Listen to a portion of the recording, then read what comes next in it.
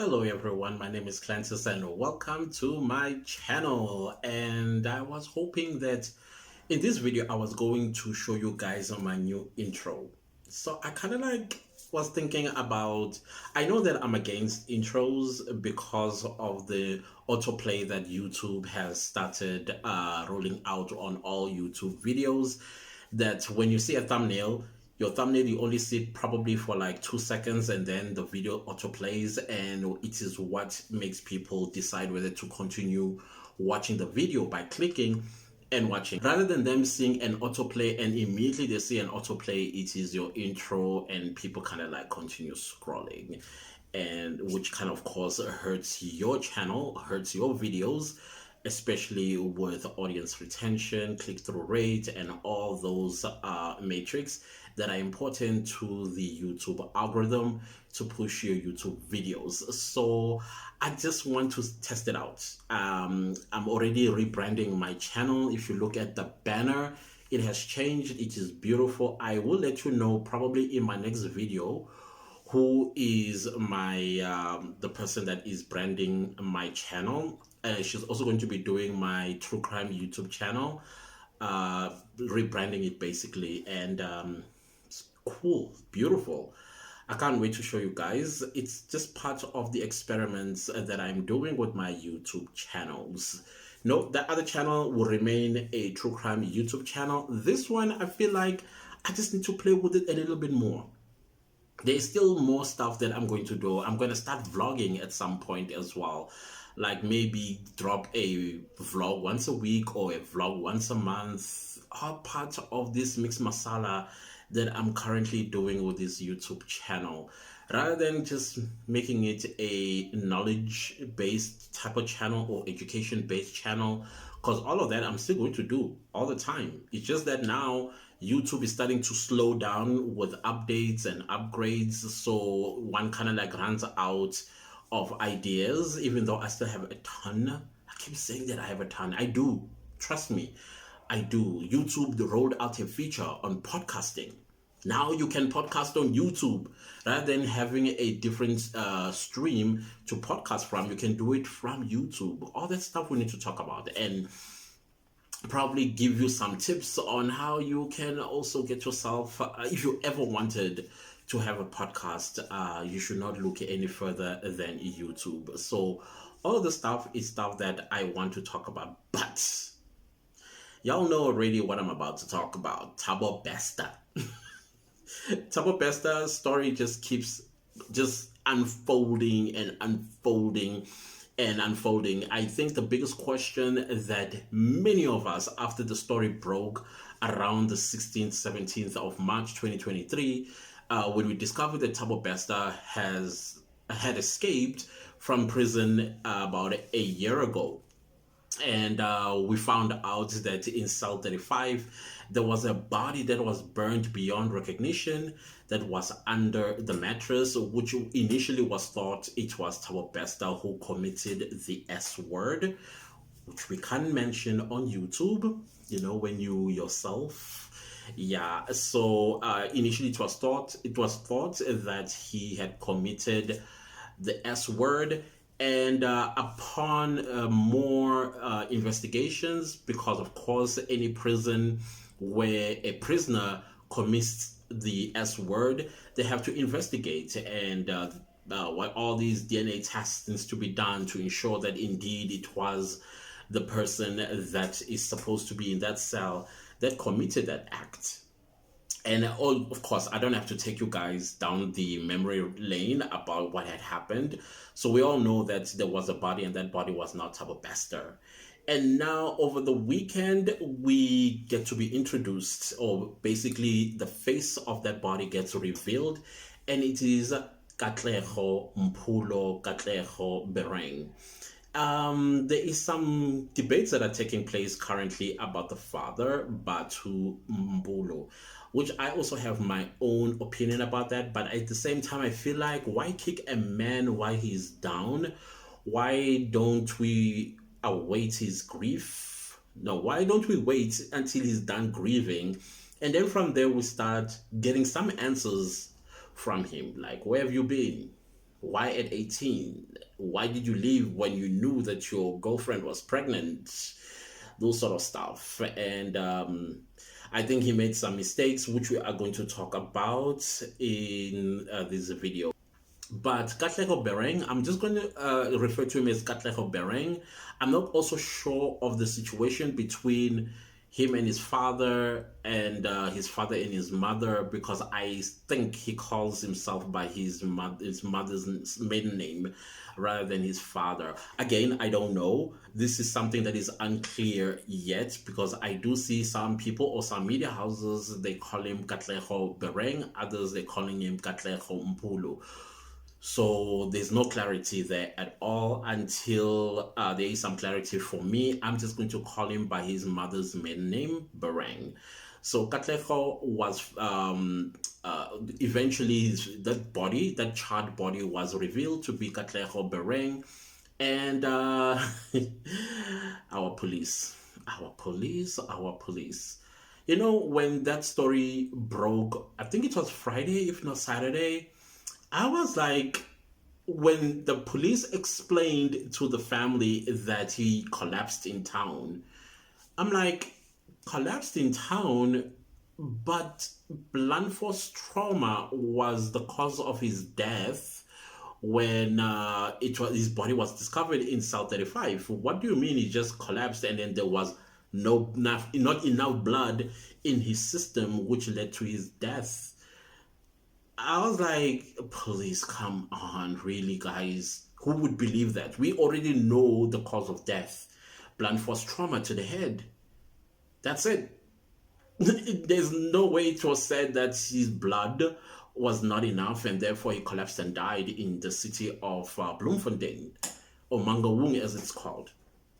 That makes absolutely no sense to me. And I also agree with the father that the police are lying, or maybe the police that Bapapa basically Bapapa, because why would you tell the family we're coming at 3, and after coming at 3 we'll say, oh, we'll come back again tomorrow, which is Saturday, to do? Why didn't you tell the family everything the day you came, when you made that appointment with them after the DNA results came?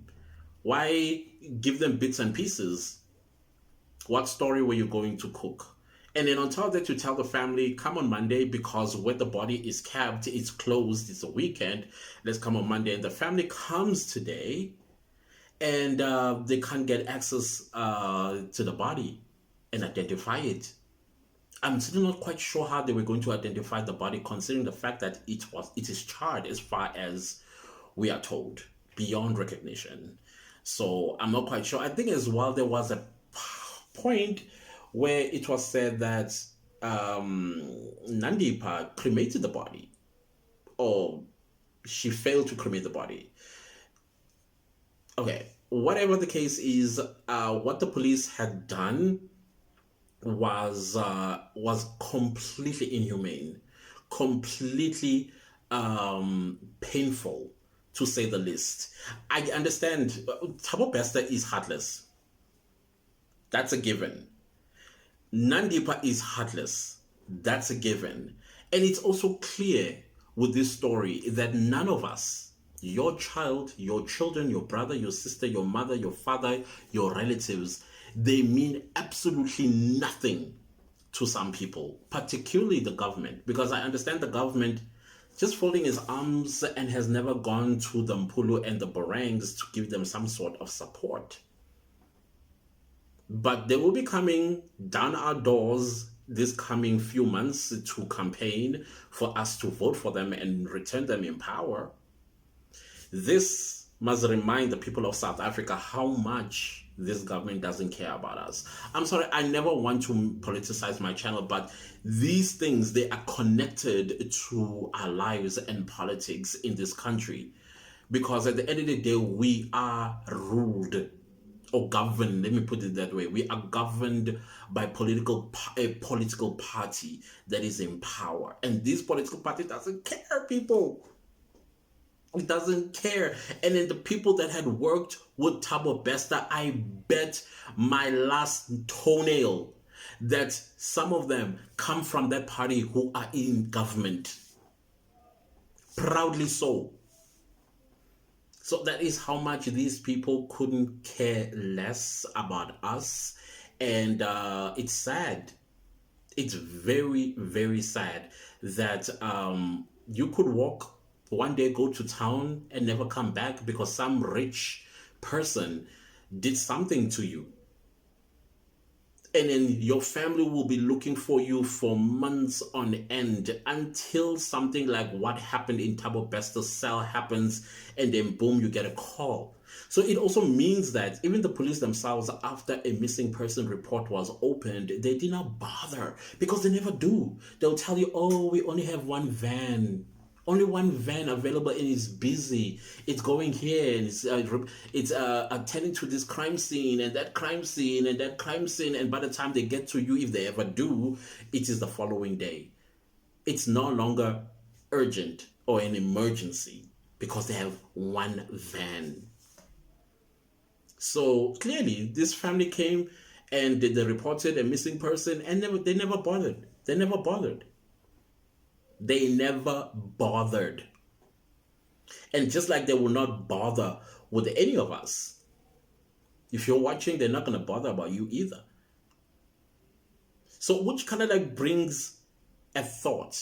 Currently, South Africa, when it comes to the security part, the police are not taking care of us. Look at homes in South Africa. Every home has a high wall. And every home is scared that one day somebody's going to break in and cause harm to us, steal our stuff.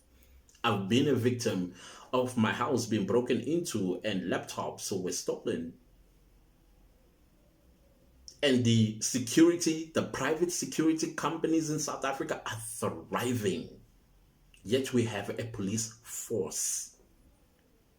So now I foresee the private investigation fraternity becoming like the security fraternity, the private security fraternity, where people will no longer rely on the police. If a crime is committed against you, whether somebody is missing or somebody is murdered in your family, people now are going to go and hire private investigators to come to the bottom of what had happened in order for them to get justice. Because our police are useless. Some of them don't even know what they're doing. Some of them are drunk most of the time. I'm not saying don't drink, but don't drink at work. Some of them, I found out recently that many police officers don't want to be in the field, they want to be in the office. But when you became a policeman and a woman, you said you are here to protect and to serve. Is it serve and to protect? So how are you going to serve and protect us when you are bound in an office and pushing paper? Criminals know this. Criminals are having a field day with South Africans on a daily basis. They are having a field day on our visitors. And we have a police force. Wow. So all of these are things that are just, this THABO BESTER story is exposing, and it's making a lot of us think and also making us talk, which is a good thing, talking and coming up with solutions. And I think our best solution as a nation is through our ballot paper, period. And then another thing that I saw today, which kind of like made me laugh a little bit, was THABO BESTER's letter to a person called Z, and how he was so emotionally, intellectually, and spiritually manipulative to this individual. That poor Z. All the stuff that they had to read. I saw some people say, oh my goodness, THABO BESTER's letter would make you cry. I was laughing.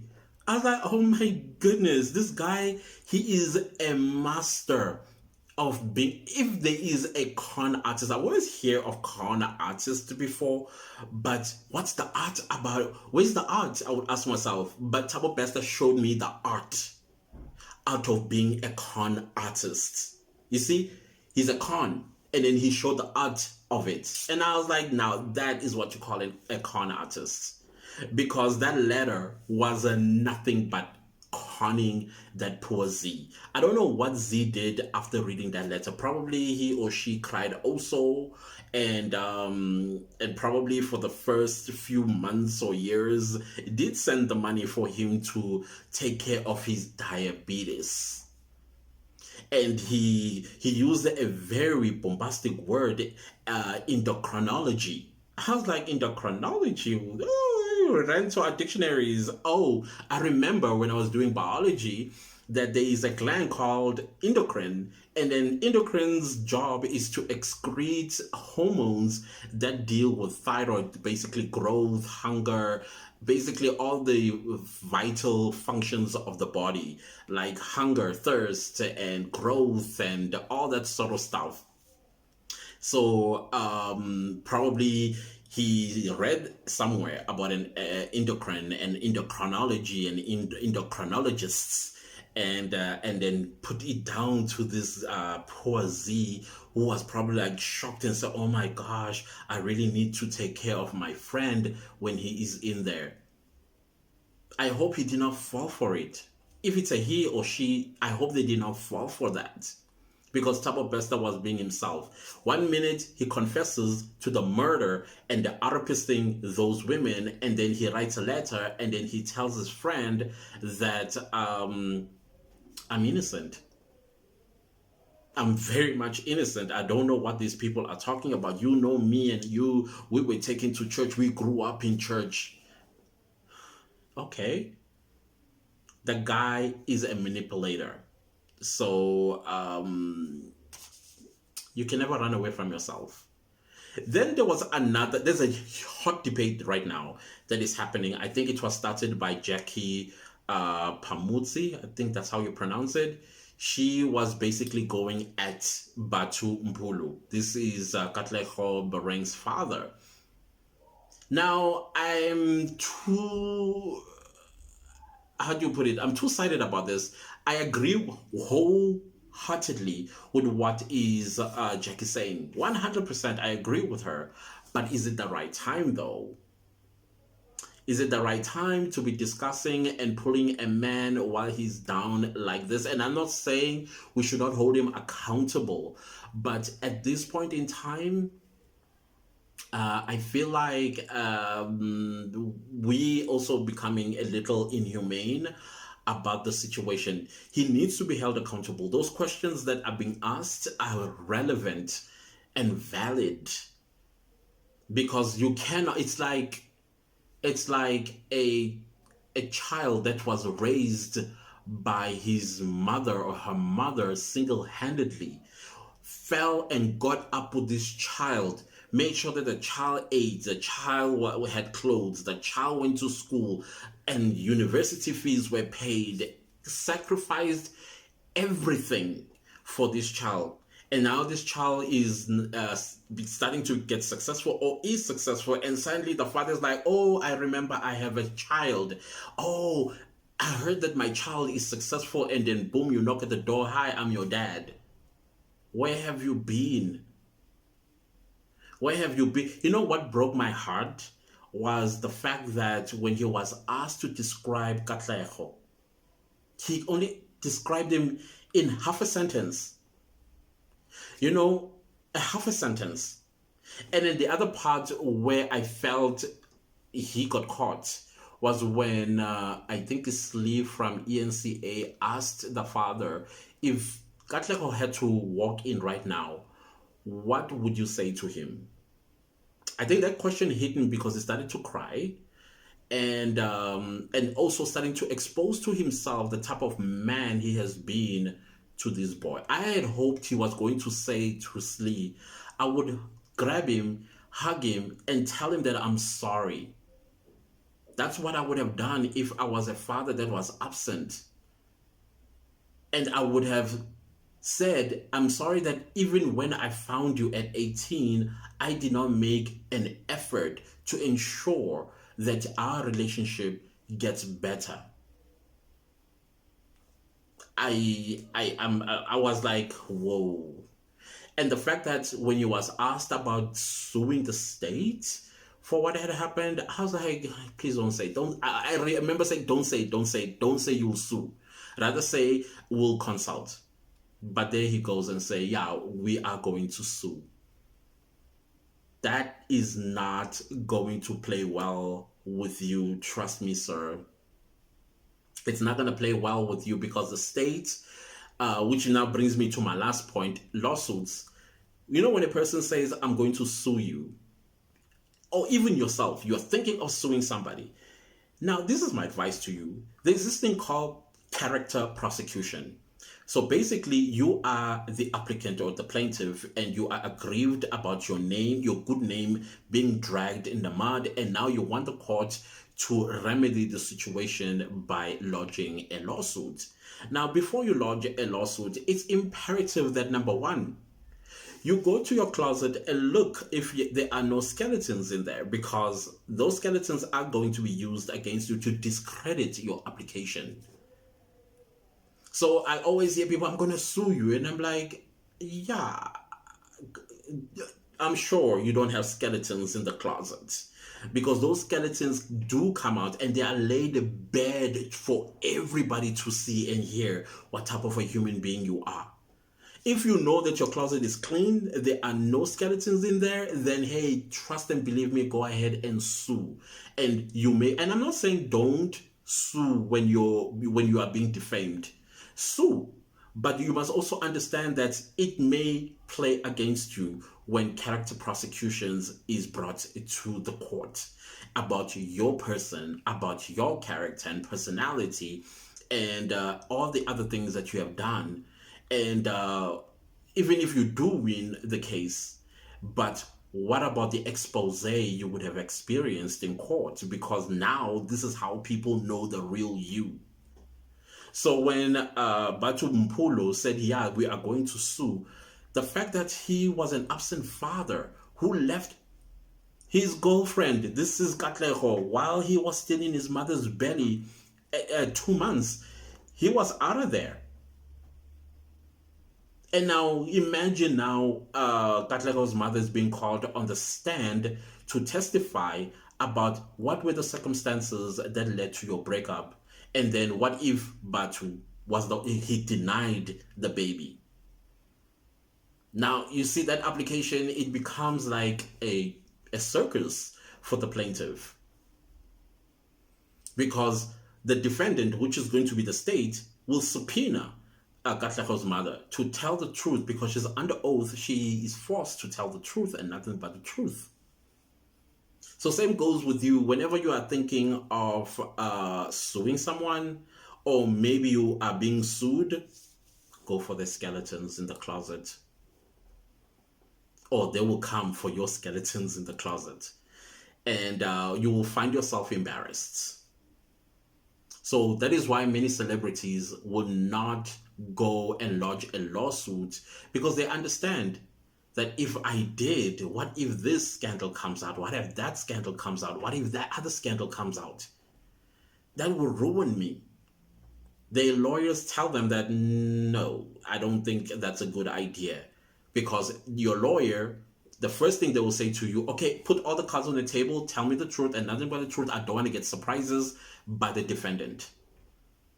And the defendant will work. If you had to sue me, I am going all the way to kindergarten. I want to know what sort of a 3-year-old you were. I want to know what sort of a 7-year-old you were. What sort of a 12-year-old you were. What sort of a 16-year-old you were. I'm going to come all the way to this point that has brought us to court. So you better not have skeletons running around in your closet from the age of 3.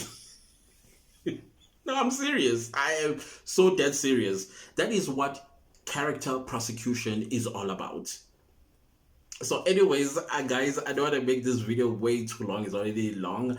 I just wanted to speak about what I So this weekend, I don't want to dive in deep into this. These are the things that are reserved for my true crime YouTube channel, where I am talking about the crime itself and then about the individuals involved. And of course, Katlego Bereng is going to be an update in one of my true crime YouTube videos, because I have already started speaking about THABO Bester, and I did ask, who is that poor person or that poor child? Whose child was that in cell 35? Now we know. Now I'm going to go back and then report to my international subscribers and say, hey, now that body has been discovered, and who the person was, and all the other stuff that also took place. So here is just me speaking my mind and about things that I'm thinking about while all these things are unrolling. THABO Bester is evil, period. And he will not repent.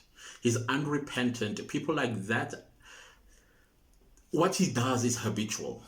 It has become part of who he is. A con artist, I think with him, he was born a con artist. To call for him to repent, I don't think it's going to happen. He's not going to find Jesus either. So he's a lost cause, unfortunately. Dr. Nandiba Magudumana, same. She doesn't care, that woman. That's one thing I have noticed. But very interesting. I did want to speak about THABO Bester's lawyers dropping him. I think I would have also done the same thing. But I still think there's a technicality that THABO Bester can walk free. That is the South African Population Register. And if we could use that and squeeze it for all it's worth, he may find himself either free on time served, or his sentences will be reduced or something. But I doubt that. I think maybe the lawyers, there's a chance, I'm not saying there isn't, there's a chance that the lawyers realize that they can win the case, and they will not want a psychopath and a sociopath or whatever the diagnoses are. I'm not diagnosing him, please. I'm not diagnosing him. I'm not a psychologist. I'm not a psychiatrist, but I'm just thinking as a person that he is showing signs of psychopathy and sociopathy. And I'm sure those lawyers would not want to be responsible to have such a person roaming the streets of South Africa. And as a result, they're like, okay, see ya. I think I would have done the same thing. I think I would have done the same thing, looking at the prospects of his freedom. If there's any complication in this story, it is them trying to navigate around his identity. I think maybe it could be that reason. We don't know. Nandipa will want to go through a trial to prove that she is unstable and stuff like that. But again, we will see as time moves, as we move towards the 3rd of May, and as we move towards the 16th of May, and as we move towards the trial in the High Court. That's going to be interesting. Guys, thank you so much for watching. If you like this video, please give it a like, leave me a comment down below, and let me know what you think of this whole entire saga unfolding. Share the video far and wide, and thank you so much. I'll see you next time with a new video. Goodbye.